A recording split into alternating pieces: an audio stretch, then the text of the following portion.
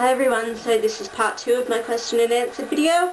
Again, if you're watching and you think of any questions you'd like to ask, do feel free to leave them in the doobly-doo in my pants.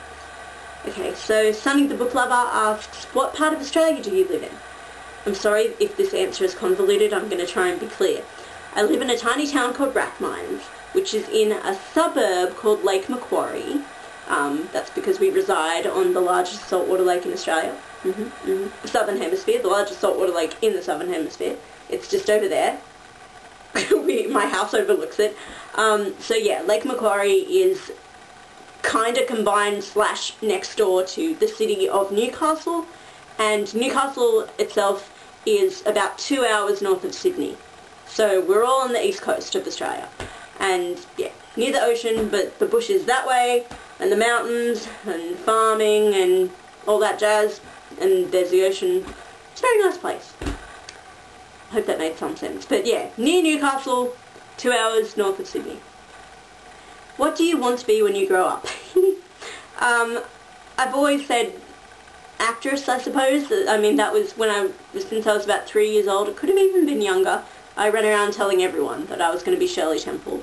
And if you don't know who Shirley Temple is, shame on you, go stand in the corner and bang your head against the wall. Okay? That was what I wanted to do. I wanted to be in musical movies. That was my goal. And then when all through primary school I told everyone I was going to Hollywood, I was going to be a movie star. So I guess, yeah, that's always just been my thing. But, I mean, it's fluctuated a little bit, gone between different things over the years, I guess. I've considered writing, I've considered being a singer. I love to dance, so it's just in the creative arts. That's where I want to work. I can't imagine doing anything else. Question number 3. How do you choose the books you're going to read? Essentially, it's just my own interest where it leads me, but it's doing, obviously, just researching. So, looking on Amazon, on Goodreads, on booksellers' websites, publishers' websites.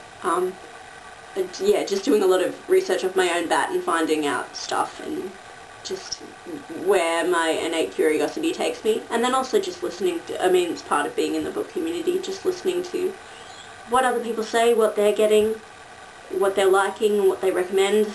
So yeah, just finding things out for myself and just listening to others.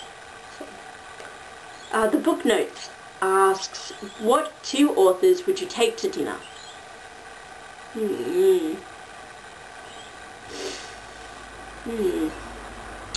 Okay.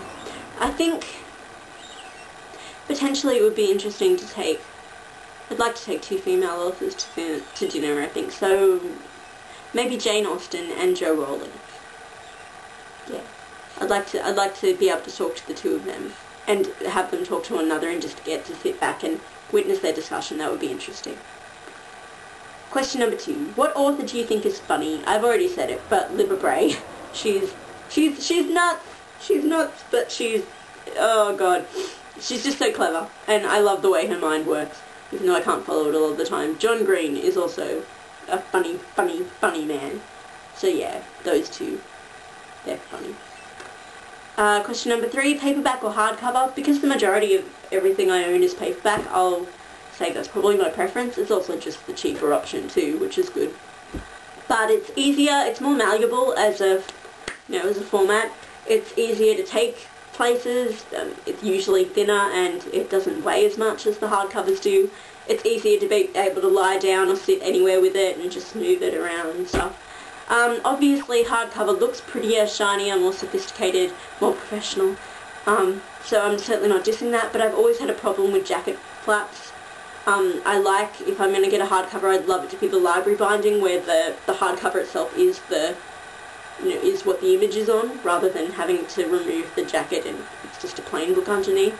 So, yeah, I mean, I own more paperback, so that's my preference. Would you ever write a book? If I was so overcome with an idea that I felt I had to, and I was ready to put the effort and perseverance and time into it, then certainly. But I don't think, knowing my nature, I just don't think it would happen. But I mean, I've considered it at times. I thought, oh, that's a good idea, I should write that and make a book out of that, but I don't think I ever actually would, sadly. Question number 5. Have you ever had a book sale? No! I've donated books to places, and I've, given books away to friends and family, but I've never had a sale. I haven't even, put a title on eBay or anything, so it's honestly never occurred to me. My Diva Dog Girl asks, what is the one book you most regret reading?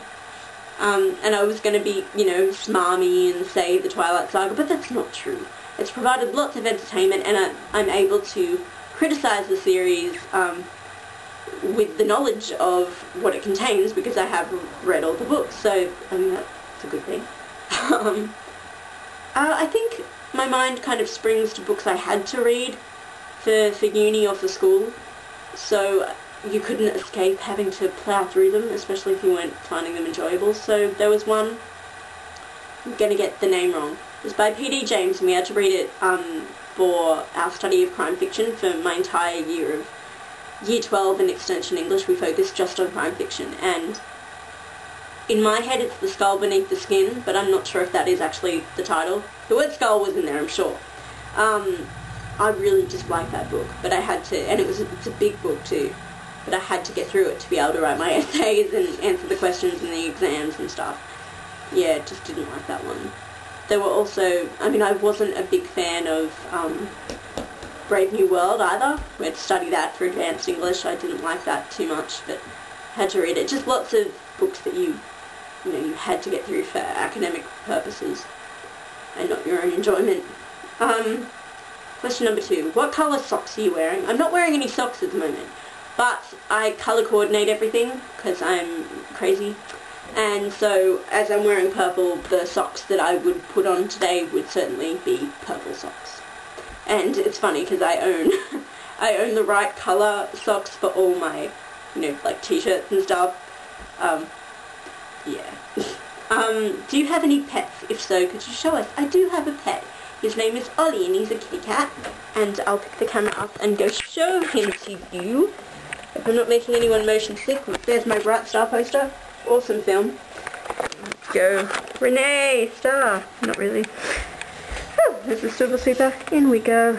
You still in here, Ollie? Yeah. Hello, Ollie. He's tired today. Say hello to everybody. He's like, why are you filming me? This is Oliver. He is 12 years old this year. He's just having a chill. That was my last question in my Q&A. And I'll let Ollie get back to sleep. Yeah, ignore me. That's fine. And I'll see everybody later. Thank you and goodbye.